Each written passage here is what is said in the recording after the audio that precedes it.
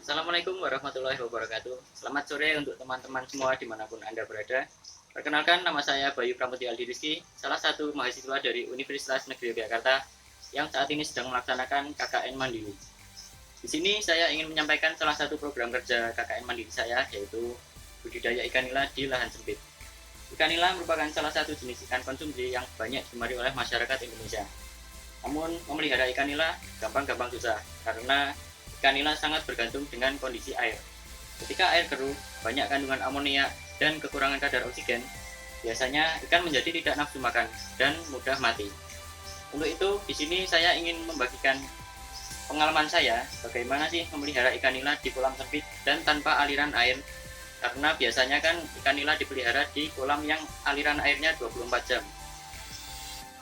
Dalam video kali ini, hal-hal yang ingin saya sampaikan yaitu yang pertama persiapan kolam, yang kedua persiapan airnya, yang ketiga pemilihan bibit, yang keempat pemberian pakan, dan yang terakhir perawatan kolam.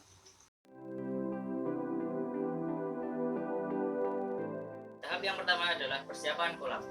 Di sini kolam yang saya gunakan adalah kolam jenis beton dengan panjang kurang lebih 2 meter, lebar 1 meter, dan kedalaman kurang lebih 60 cm. Kolam ini menggunakan sistem pembuangan dengan jenis central drain, yaitu sistem pembuangan yang terletak di bagian tengah dasar kolam. Dengan sistem ini, maka kotoran ikan akan terkumpul di tengah dan memudahkan pada saat proses pembersihan kolam.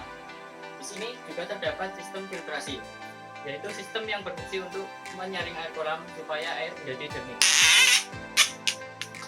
Di sini terdapat pipa yang berfungsi untuk mengalirkan air kotor dari kolam utama menuju ke bak filtrasi. Pipa ini mengalirkan air kotor, kemudian kotoran akan disaring di bak filtrasi dan air yang bersih akan dikembalikan ke kolam utama menggunakan pompa. Namun dalam budidaya kali ini kita tidak akan menggunakan sistem filtrasi, sehingga pipa ini akan kita tutup supaya air dari kolam utama tidak mengalir ke bak filtrasi. Bagian dasar kolam tidak 100% datar. Pada bagian tepi lebih tinggi beberapa sentimeter dibandingkan bagian tengah kolam. Kemiringan lantai kolam tersebut memiliki tujuan agar pada saat dilakukan pengurasan kolam, kotoran-kotoran ikan yang mengendap di dasar kolam akan langsung terkumpul di tengah dan terbuang melalui saluran pembuangan air. Pada bagian atas kolam, terdapat saluran pembuangan yang berfungsi untuk membatasi ketinggian air kolam. Fungsi dari pipa ini adalah untuk membatasi supaya air kolam tidak meluap. Pipa ini dapat diatur kemiringannya, sehingga ketinggian air kolam dapat diatur sesuai dengan yang kita inginkan. Di kolam ini, saya menambahkan satu unit pompa kecil yang berfungsi untuk menambah kadar oksigen terlarut di dalam air. Pompa yang saya gunakan dalam kolam ikan nila kali ini adalah pompa yang biasa digunakan di akuarium. Pompa ini memiliki kapasitas mengalirkan air sebanyak 1000 liter setiap jamnya. Daya yang dibutuhkan oleh pompa ini relatif kecil, yaitu hanya sekitar 8 watt saja. Untuk kapasitas air kolam yang dengan total sekitar 850 liter, saya kira pompa ini cukup untuk menambah kadar oksigen di dalam kolam. Cara kerja dari pompa ini adalah dia mencampurkan air yang berada di dalam kolam dengan udara dari luar kolam. Selang ini adalah selang yang mengalirkan udara bersih dari luar kolam. Bisa kita lihat saat ini air yang keluar dari lubang output pompa telah bercampur dengan gelembung-gelembung udara. Jika kita tutup selang ini, maka aliran udara akan terhenti sehingga pompa hanya mengalirkan air murni saja. Namun ketika selang kembali kita buka, maka air akan tercampur dengan udara. Dengan begitu, maka kandungan oksigen terlarut di dalam kolam akan meningkat. Sebelum kolam siap digunakan untuk memelihara ikan nila, kolam harus dibersihkan terlebih dahulu. Pembersihan harus dilakukan secara menyeluruh untuk mengantisipasi adanya jamur, bakteri, penyakit, maupun kotoran-kotoran yang tersisa dari masa panen sebelumnya. Pastikan seluruh endapan-endapan sisa dari pembersihan kolam terbuang keluar dari kolam, dan pastikan seluruh bagian kolam telah bersih.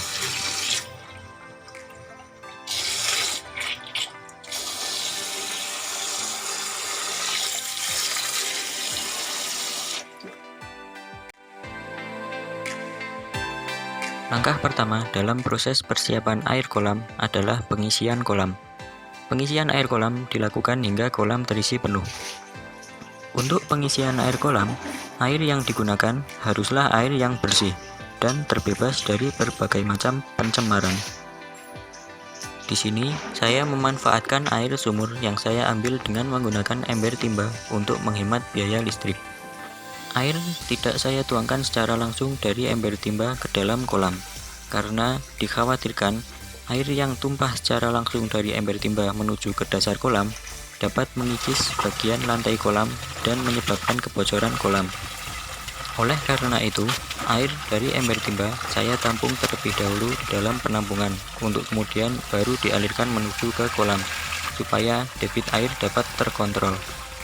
Selain debit air yang dapat terkontrol, dampak positif lain dari penggunaan bak penampungan ini yaitu kadar oksigen terlarut di dalam air menjadi meningkat. Hal tersebut dikarenakan air yang jatuh dari bak penampungan menuju ke kolam menghasilkan gelembung-gelembung udara dan dapat meningkatkan kadar oksigen di dalam air.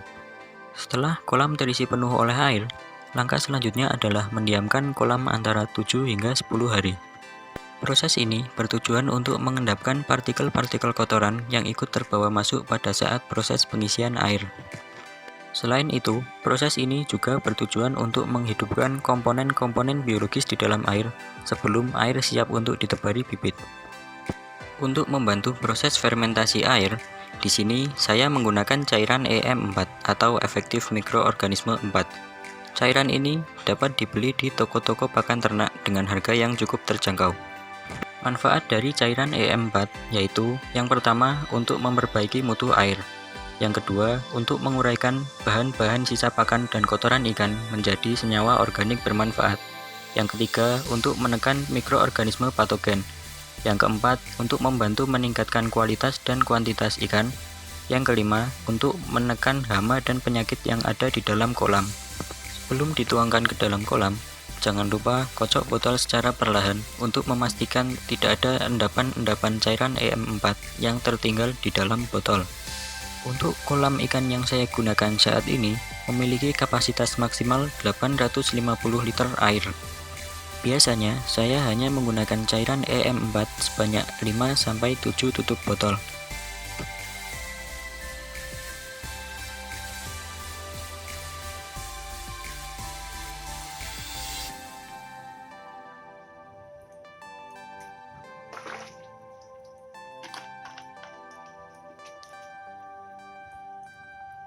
Setelah cairan EM4 dituangkan ke dalam kolam, jangan lupa aduk-aduk air kolam supaya cairan EM4 tersebar hingga merata ke seluruh area kolam. Kemudian, diamkan air kolam selama 7-10 hari hingga air berubah menjadi berwarna kehijauan.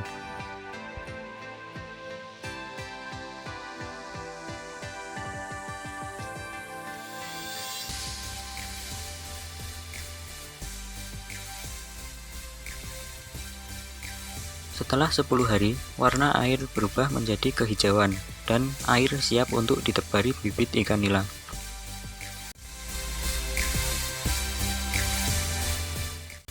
Bibit ikan nila yang saya gunakan merupakan jenis bibit ikan nila merah dengan ukuran panjang tubuh berkisar antara 10 hingga 15 cm. Dalam setiap kilogramnya berisi sekitar 20 hingga 25 ekor ikan nila. Bibit yang baik memiliki bentuk tubuh yang proporsional. Perutnya tidak terlalu buncit dan badannya tidak terlalu tipis.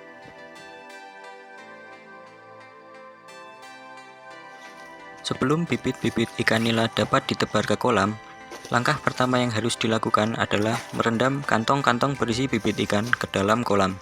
Proses ini bernama aklimasi. Proses aklimasi memakan waktu kurang lebih 5-10 menit. Aklimasi memiliki tujuan untuk menyamakan suhu antara air di dalam kantong plastik dengan suhu kolam, supaya ikan tidak stres ketika dilepas ke kolam. Setelah proses aklimasi selesai, barulah bibit-bibit ikan nila dapat dilepaskan ke kolam. Untuk melepaskan bibit ikan nila, cukup dengan menuangkan kantong-kantong berisi bibit ikan ke dalam kolam secara perlahan. Usahakan jangan melepaskan bibit ikan satu ekor demi satu ekor dengan cara memegangnya, karena dapat menimbulkan kecacatan pada bibit tersebut dan dapat mengakibatkan bibit ikan nila tersebut stres.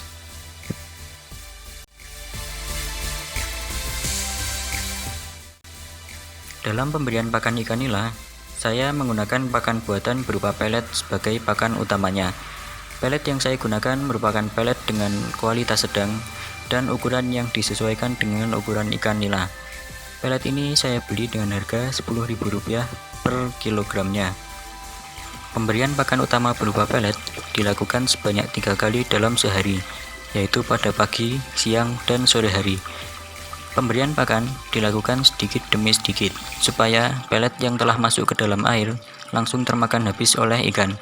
Karena jika sampai pelet tidak termakan oleh ikan, maka lama-kelamaan pelet akan tenggelam dan mengendap di dasar kolam, kemudian bisa menjadi racun dan membahayakan ikan-ikan di kolam tersebut. Selain memberikan pakan utama berupa pelet, di sini saya juga memberikan pakan tambahan berupa sayur-sayuran hijau, seperti sawi, caisin, kangkung, bayam, dan lain sebagainya. Waktu untuk pemberian pakan tambahan ini adalah pada pagi menjelang siang hari dan pada siang menjelang sore hari.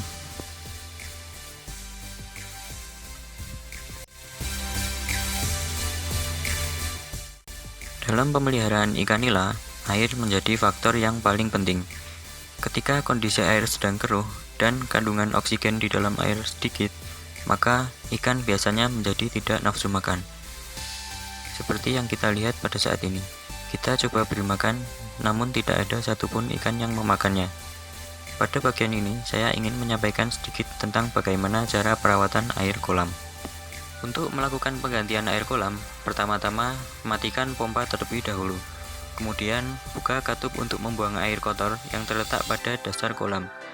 Biarkan air terbuang kurang lebih 50% dari total kapasitas kolam.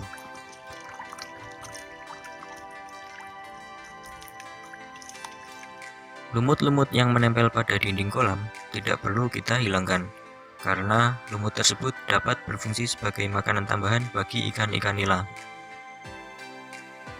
Endapan-endapan kotoran ikan yang terletak pada dasar kolam kaya akan kandungan nitrat. Nitrat sangat bermanfaat untuk pertumbuhan tanaman. Oleh karena itu, saya memanfaatkan air limbah dari kolam untuk menyiram tanaman cabai serta tomat yang terletak tidak jauh dari kolam.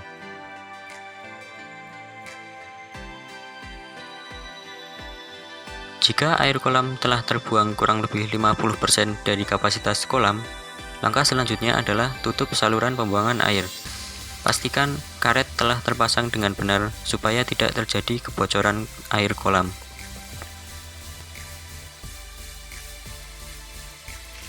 Pompa aerasi juga perlu dilakukan pembersihan.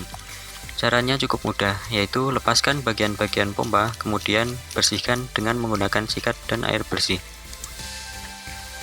Jangan lupa untuk membersihkan bagian baling-baling dari pompa, karena pada bagian tersebut biasanya banyak kotoran yang tersangkut sehingga menyebabkan putaran pompa menjadi tidak lancar dan lambat. Pastikan seluruh bagian dari pompa telah dibersihkan secara merata, supaya tidak terjadi penumpukan lumut yang dapat mengganggu kinerja dari pompa. Setelah seluruh bagian dibersihkan, rakit kembali pompa seperti semula. Pastikan tidak ada bagian-bagian yang tertinggal. Langkah selanjutnya yaitu lakukan pengisian air kolam hingga penuh.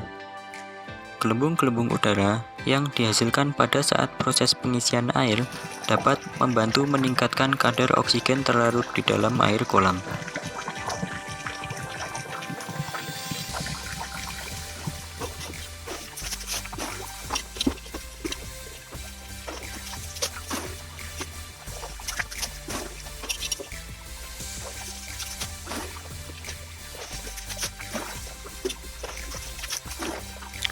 Jika kita lihat secara sekilas, warna air kolam tidak terlalu banyak berubah.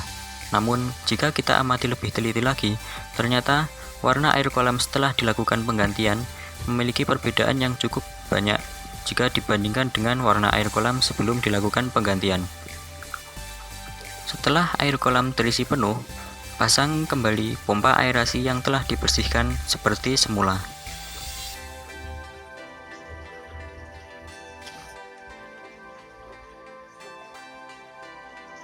Pastikan selang saluran udara tidak tersumbat supaya udara dapat mengalir ke dalam pompa. Atur posisi pompa aerasi sesuai dengan posisi yang kita inginkan. Kemudian, tambahkan sedikit cairan EM4 dan tuangkan pada bagian output pompa supaya cairan lebih mudah tersebar ke seluruh bagian kolam. Bisa kita lihat, setelah dilakukan pembersihan air kolam, ikan-ikan nila langsung bersahutan mengambil pakan yang saya berikan. Hal tersebut menandakan bahwa ikan nila sangat bergantung pada kualitas air kolam. Bagaimana teman-teman? Mudah kan? Jika masih ada pertanyaan, silahkan tanyakan di kolom komentar. Dan jika kalian menyukai video ini, jangan lupa tekan tombol like dan subscribe untuk mendukung terus channel ini agar dapat memberikan informasi-informasi yang bermanfaat. Saya Bayu Pramudia Ali Rizky pamit undur diri. Mohon maaf jika ada kata-kata yang kurang berkenan. Sampai jumpa di video selanjutnya. Selamat sore. Wassalamualaikum warahmatullahi wabarakatuh.